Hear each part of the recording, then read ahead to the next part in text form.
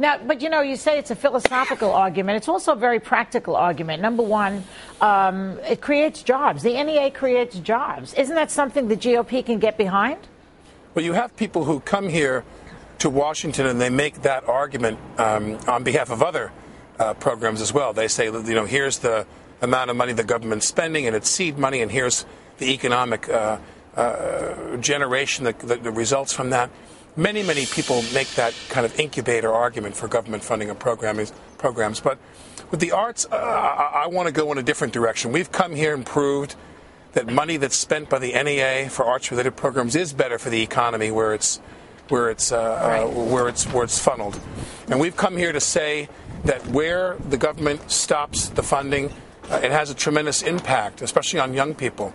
But the argument I'm really fond of this year is the fact that we don't want to leave the cultural identity of our children to commercial interests alone. That's right. I mean, I work in this business, and if you leave everything to the music industry and the movie industry and the television industry, for our young people to kind of develop their own sense of self and self-expression and their identity, we're in for a lot of problems in this country. Well, we're already on a slippery slope when Snooki is getting $32,000 to speak at Rutgers.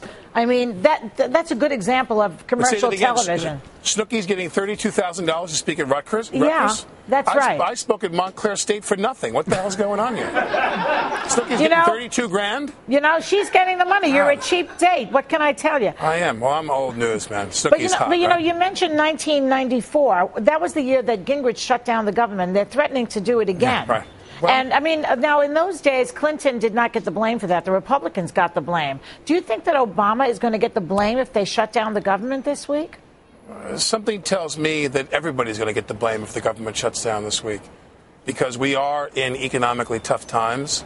I mean, I'm someone who's of the belief that every department of the government should cut their budget by a certain percentage. We should spread that pain. There's fat everywhere in the government, but I think that if this shutdown occurs, which no one knows what's going to happen, they've got 3 days, or they can have another continuing resolution and buy more time. But I think if the government shuts down and we go through the kind of folly of that, where non-essential people lose their jobs for that period of time, we have people who are working for the government overseas.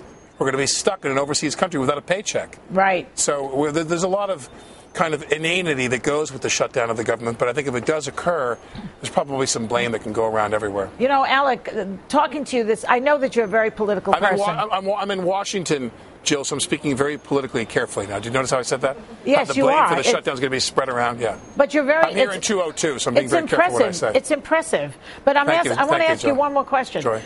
Trump is running for president. What about you?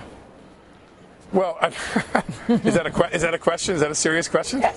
Well, all right, let's put it this way. Do you think he has a shot? No, not at all. Okay. The Republican... I'm sorry? We have to switch out for a Okay. So you just talking. Yeah, I'm just going to finish this question. Are we good? Just to finish this, is that I think that the Republicans, they need something very particular. I mean, I'm a Democrat, obviously, and I'm a supporter of Obama's, and I fully anticipate Obama to be reelected. That's right. But if the Republicans have any hope of making Obama a one-term president, Donald Trump is absolutely, unequivocally, incontrovertibly not that hope. Okay. All right. Thank you, Alex, very much. Good luck with what you're doing today. I'm really behind this, okay?